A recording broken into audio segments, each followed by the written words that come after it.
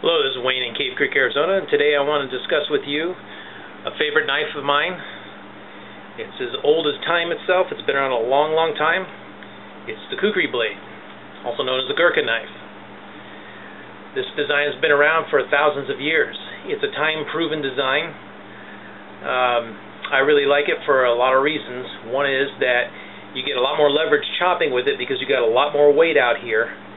So when you come down on a piece of wood, you get a much better chopping angle and force. It's even better than a hatchet, in my opinion. It's better than a hatchet in many other ways too, because you can use this blade for all kinds of things, and it can make a formidable weapon. The thing can also be used as a crushing instrument of any kind that you would want. It's 3/8 steel. It's solid, and when they make these things, they hammer forge them out, and then once they get it cooled down, they heat up the edge.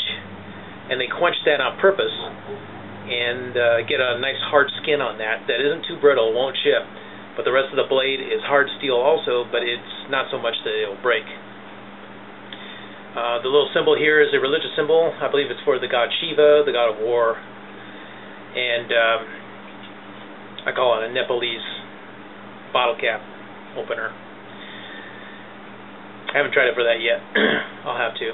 Anyway, it's a water buffalo horn handle. And the design of the handle has this fishtail that has sharp edges on it. Now then, everything about this knife I love except the handle. I have used it many times. I cannot use it without injuring my hand in some way. I've tried gloves. That edge will dig in to your palm no matter what you do. I think the idea behind that fish handle is to give you something, if your hands are slick, it won't come shooting out of your hand. However, it's an old design, and frankly, I can't stand it. It just always gives me trouble. Anyway, this isn't a show knife. This is an actual working knife, but I don't use it. I just keep it for fun. I don't even chop with it anymore or anything. Now, a word on the sheaths that they come from. By the way, this was made from a company called Kukri House. They're the highest quality blades I've found, and they're not bad on price. I would avoid eBay at all costs on getting one of these if you're interested in something like this. You probably won't have to buy something like this because I'm going to show you something better in a minute. Now, the sheath it comes with is trash. Good design, but trash. The leather is not leather, it's water skin, or water buffalo skin, which is about as good as glorified cardboard. It gets wet, it comes apart immediately. The blacking they put on here gets a little damp, it bleeds out. The only good thing about this is that I had another one where I destroyed the sheath and got the wooden inserts that they actually make pretty good inside here to protect the blade. And I would take that and use it as a foundation to make a decent scabbard for it. It's a good design, however, but for practical application, you'd want to make a Kydex sheath, which, again, I'll show you in a minute. This particular one comes with the typical sharpening steel, and it comes with a little mini knife, which actually, when you think about it, having a small knife with a large one like this makes all the sense in the world. It's just, the sheath is just crap. You know, it goes right in like that. So, I contacted the folks at Kukri House and had them make me this one. It's a little bit smaller, a little bit thinner. Unfortunately, they still put that religious symbol in there. Nepalese bottle opener. It's actually, of course, again, the religious symbol. Anyway, this particular one has obviously a full tang construction in the blade, right?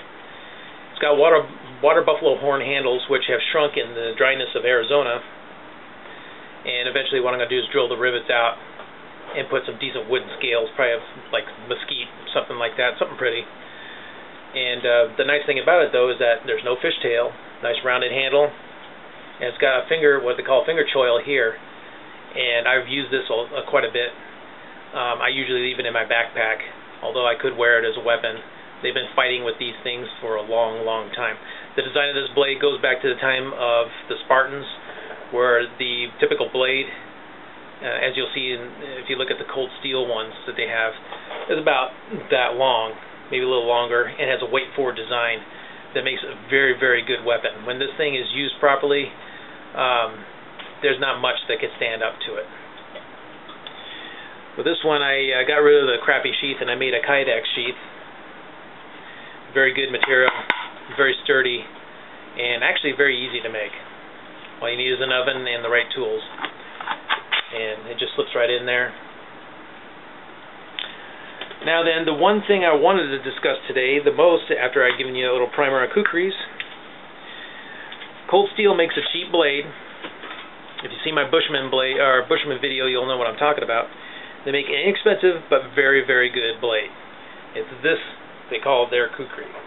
They have two models of this. They have the one that's almost like a sword or machete that comes out here. That really looks like the one that they had, like the Spartans had, say, or even Alexander the Great's troops. So this is kukri-like, but not entirely like a kukri. Now, when I got this thing, I modified it slightly. Okay. When I got this thing, it had really not a bad edge on it. Okay, but I've since cleaned it up.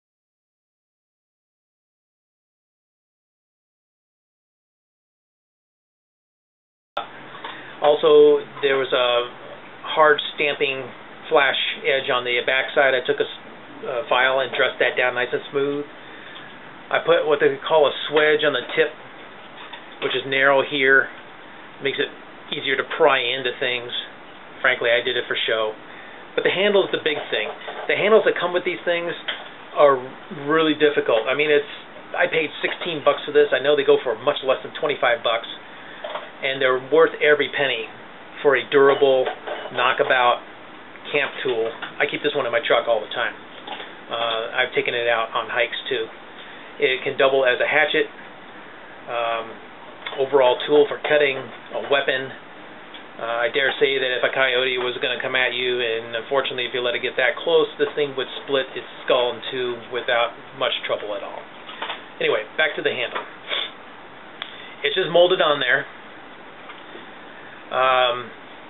The thing is, it had the same kind of fishtail as this, and it hurt bad. It also had molding lines where they popped the mold apart, and it had a nice little edge there. And in short, the handle really sucked.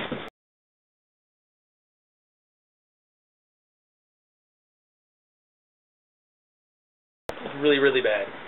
Sorry, that was a cat. So what I did is I filed this down and took that fishtail off. Now, if you look at a picture, I'll try to post one. If you look at the picture of this particular knife, you'll see it has a handle just like the old style. Anyway, I took that off and sanded that down. I left that on in order to keep a grip on it. I also sanded down that edge right there, and the checkering that was on the handles was really, really rough, and it chewed up your hand. I subdued that by sanding it down. So it's textured, but it's not going to grab really bad. If anybody was going to use one of these things, if you know me personally, I can show you how to do it, or I can do it for you. But it makes it much more usable that way. Now then, the edge, what I've done with mine is that this part of the edge here, and you can see where the rust begins, this part of the edge here I keep razor sharp for fine cutting, for making wood, fire making materials, things like that, because I have a lot more control like this rather than back here. This edge here is not as sharp, but I don't want it to be because I'm going to be using that to chop wood, and if you have a super fine sharp edge, it's just going to roll over and dull up really quick, and you don't want that. In fact, I use a stone, or a porcelain, which you'll see in my sharpening video, to keep this dressed up. It's very, very sharp. Whereas with this, I use a very fine, what they call mill bastard file. It's only about that long, so I can take it with me. And I keep it at a nice, probably 20-degree angle or so, and let it grab and shave off the metal. And that dresses it up really nice. And frankly, I don't have to sharpen it that much. It holds a pretty good edge. I would highly recommend getting one of these for many, many, many reasons. It's invaluable around camp. It'll do a whole lot of things. My philosophy is you want to get something that'll do everything, but unfortunately when you get something like that, it does everything, but none of them all very well. This one is close to the exception. I've used this quite a bit, and I will continue to do so. I've seen these things where they were used to the point where this paint has worn off. I've actually seen people bend these things and just take a hammer and beat them out flat. The thing is, as cheap as they are, you're not going to cry too much. This is the one you want to go to if you're going to do some nasty work that's going to gouge up a blade. And you certainly don't want to buy yourself something like this, which I love dearly, but there's no way on earth I'm going to take this knife and put it on a piece of wood. In Arizona, most of the wood is almost like sandpaper anyway because of all the dirt and grit gets in it. And then take another log and use it as a splitter. I paid too much for it, first off, and I like it too much. I would always go to this, because even if you can't cut through it, you would put it on something and use something heavy. Even if you had to use a rock to beat on here and chew this up a little bit, so what? I mean, if you were worried about the way it looked, you could take that file that you keep this sharp with and just dress that down and be done with it. So anyway, again, I highly recommend this. There's the larger version. I don't really recommend that. A friend of mine has one, and I kind of wielded it around. It's good probably for a weapon, but frankly, for out camping and doing whatever else, knocking around out in the hills, or as a survival weapon, if you will, yeah, this is what you want. And anyway, that's the Kukri. This is the Coldsteel one, and not expensive, and I highly, highly recommend it. Now then, the drawback.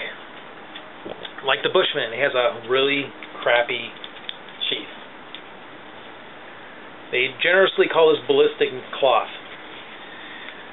I don't know who came up with that one, but it has a hard plastic tip, which is good because, you know, if this thing's banging around, if it was just this stuff, it would just go right through it.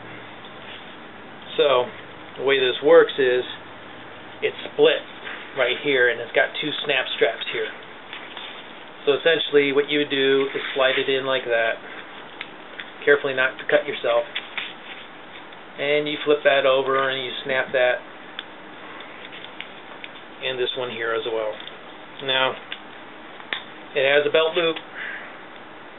I've actually worn it on my belt. Problem with wearing something like this that's this long, when you go to sit down on the ground or something like that, it's a pain. I'm going to make a Kydex sheath for this thing, and I'm going to use this crappy one as a pattern, which is what you want to do. But overall, as far as crappy sheaths are concerned, that could be worse. I mean, really, what you're buying is this blade. So, anyway, check them out, and you won't be disappointed. And thank you for watching.